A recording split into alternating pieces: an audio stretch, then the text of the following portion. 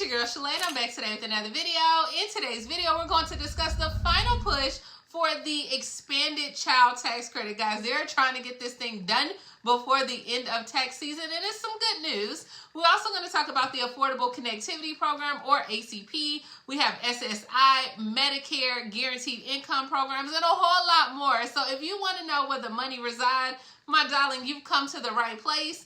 Stay tuned. Your girl's got you covered. Now, if this is your first time tuning into my channel, hi, hello, hey, friend. My name is Shalae, and here on this channel, we discuss shopping, saving, and everything in between. I would love to have you a part of my internet family. Super easy. Click the big old red subscribe button down below, and you're in just like that. So while you're at it, go ahead and give me a like, especially if you love me bringing this content. Thank you guys all so much for wishing Miles a happy birthday. I think he commented yesterday in the video. He is super excited. Now he thinks he's a YouTuber. All right, guys, but if you have not tried out Amazon Prime, you can try it out completely free by clicking the link above in the cards or down in the description box. All right, so let's go ahead and talk about the money, honey, and this child tax credit, because we've been waiting too long. All right, guys, so we're down to the wire, right? Now, we are on the final push to save the child tax credit as the Senate hopes dim.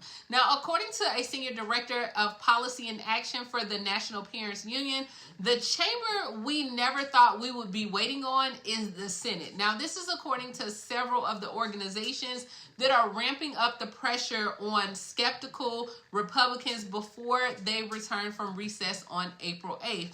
To go ahead and revise this bill in order to appease the opponents. She said, look, this will delay aid for families, especially at a time when peanut butter costs $8, and she's not lying because we just purchased this from Publix yesterday. She said if the measure doesn't pass, it could be well over a year before Congress takes up a similar proposal. That's when they'll go ahead and consider renewing like the Trump-era tax law.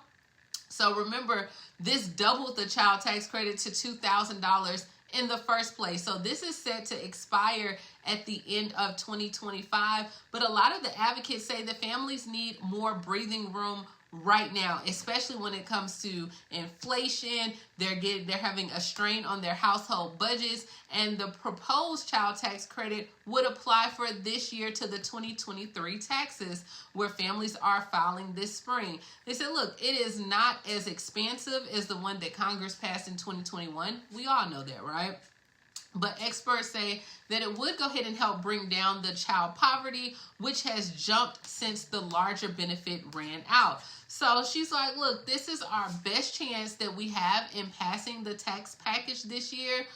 We hear from families every single day that are struggling to be able to afford like childcare, medicine for their children, groceries, and rent. So she said any way that we can provide them some support in a timely manner, right, not only benefits moms, but families, children, as well as like the local economy as well. So I think she's right. I think they're on recess right now up until April 8th. Now, we also have with Senator Wyden. Last night, he talked about the drug prices, TikTok. He even pitched the child tax credit legislation at a big news conference that he had. So Senator Ron Wyden of Oregon, he responded to questions from an anchor as well at that time, and he focused on his priorities, where he said he believes that Oregonians as well, such as the expanded child tax credit, he said we have 160,000 Oregon children who depend on this, and with families walking into an economic tightrope, we need to have this. So the news conference, it was held last night, and like I said, they talked about the child tax credit legislation. They were actually at the Boys and Girls Club of Bend, and they were speaking why it's important for Central Oregon families as well. So at that time, it was like parents and officials of the area's nonprofits. They also spoke about the legislation's potential impact, and he said, look, it is going to be tough to get this through the Senate, but we are going to be pulling out all the stops. And this is according to Wyden. He also noted that it'll probably come up right before the tax season, which is synonymous with what she said, They come back on April 8th. Tax season ends April 15th. Now, we also had where Senator Hassan had discussed the child tax credit lifeline and efforts to expand it as well. So local and state leaders involved in the nonprofit and advocacy work, they spoke to U.S. Senator Maggie Hassan of, I want to say, New Hampshire, and they talked to her last night about residents that are struggling to afford housing, child care as well, adding that this proposed child tax credit would help them as well, and that's the problem. And so she said, look, I have been working in the Senate to try to find a way for this bipartisan path to get this tax package over the finish line. And one of the major pieces in this tax package is the child tax credit expansion. She said families are truly struggling, and she said, but the challenges are around like affordable housing as well as a lack of transportation and child care as well. And so then she talked about the difficulties that parents experience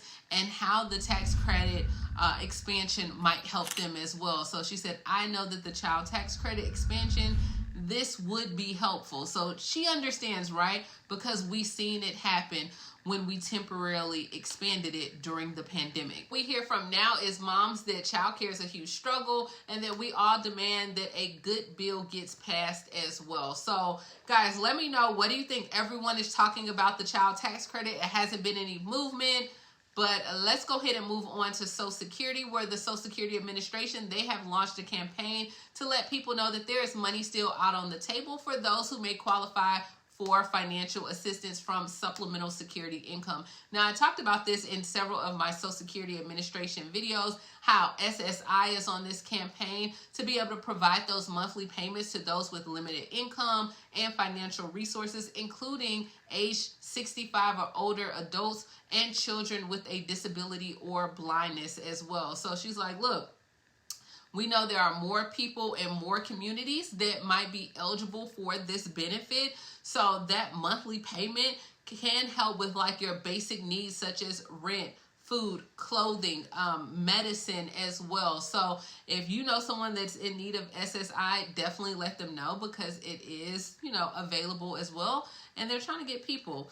Now, let's go ahead and talk about the Affordable Connectivity Program, because a lot of families are about to lose internet access this weekend. In fact, it's 23 million households across America that could lose this internet access and can be forced to start paying more money. So we've talked about the government's Affordable Connectivity Program, or ACP, that is set to run out this spring. So with this money running out, President Joe Biden is asking Congress to go ahead and just act now, allocate more funding to go ahead and continue to help offset the cost of broadband internet for low-income families. And he's also argued that it's necessary for people to do their jobs, for them to go to school, to have access to health care, because some people do like virtual healthcare as well. And he said the families that use this money in other areas as well. So according to the White House, nearly half of the households that are benefiting from the program are military families, as well as 10 million Americans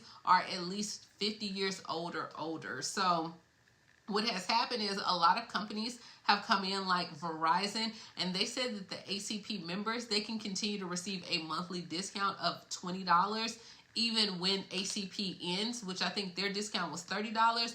But while the Affordable Connectivity Program may end, Verizon's commitment to keeping families connected will not. With Verizon Forward, they will continue to offer eligible households a home internet discount of up to $20 off their monthly bill. And then to further bridge the gap, they're going to help cover the cost of home internet. And they're launching a limited one-time 6-month offer for an additional discount for new customers as well. And then I seen where other companies like Cox, they are encouraging families to call them and plan out the most effective plan as well. And they said that they will continue to go ahead and make fast, reliable internet more accessible for those who cannot afford it as well.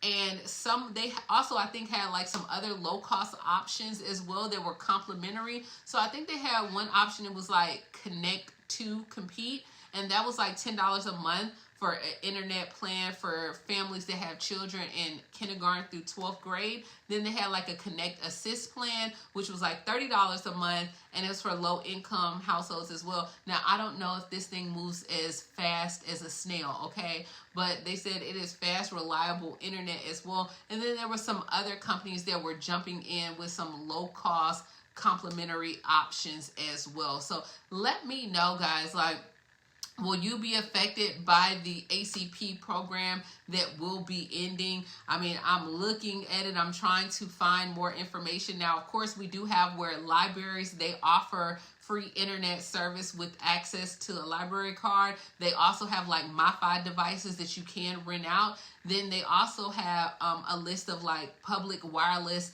hotspots as well.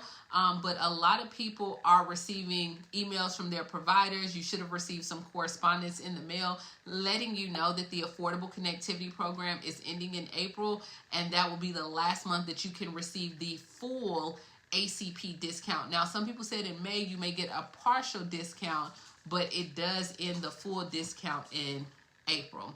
Now, next, let's go ahead and go to Medicare, where they have announced savings for 41 prescription drugs thanks to the inflation rebates from the Biden-Harris administration, which will lower prescription costs from the drug law. Guys, if you hear something, that is BJ, who's right here. So I'm gonna grab him really quickly. Hold on. Okay, so this is BJ. He decided to go ahead and help me with the video really quickly.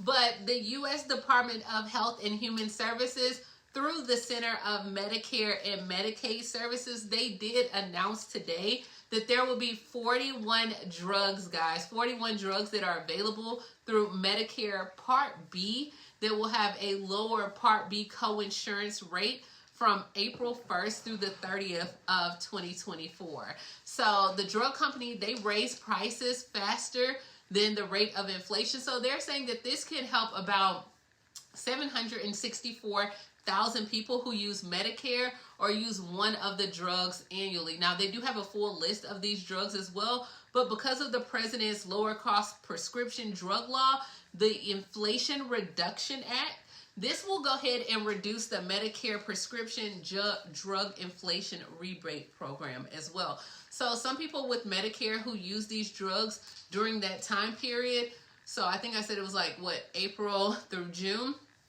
you could save anywhere between $1 and $3,500 per average dose, depending on your coverage as well. So this is the new prescription drug law as well, where the prescription drugs are coming down for people with Medicare as well, and they're putting the money back in the pockets of those that are older Americans as well as people with disabilities. So yeah, what do you guys think? What do you think about that, BJ? I think that's great. I think it's great.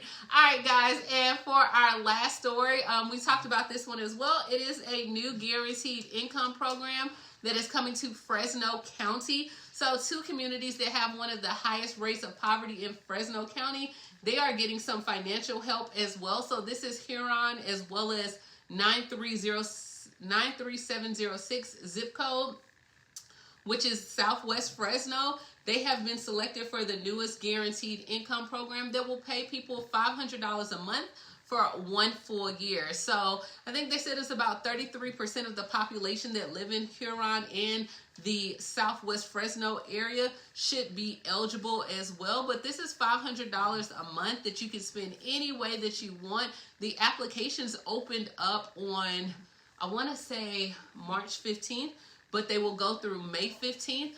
As long as you make less than $35,000 annually, as well as you are over 18, you're pregnant, or at least have one child that is 5 years or younger, then you can go ahead and apply. But the applications are open right now as we speak as well.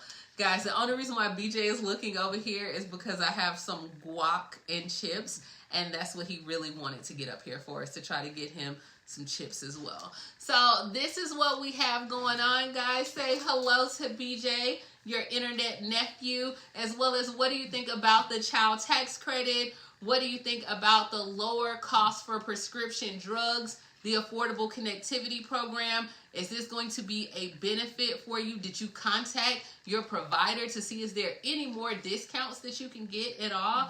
Definitely reach out to them.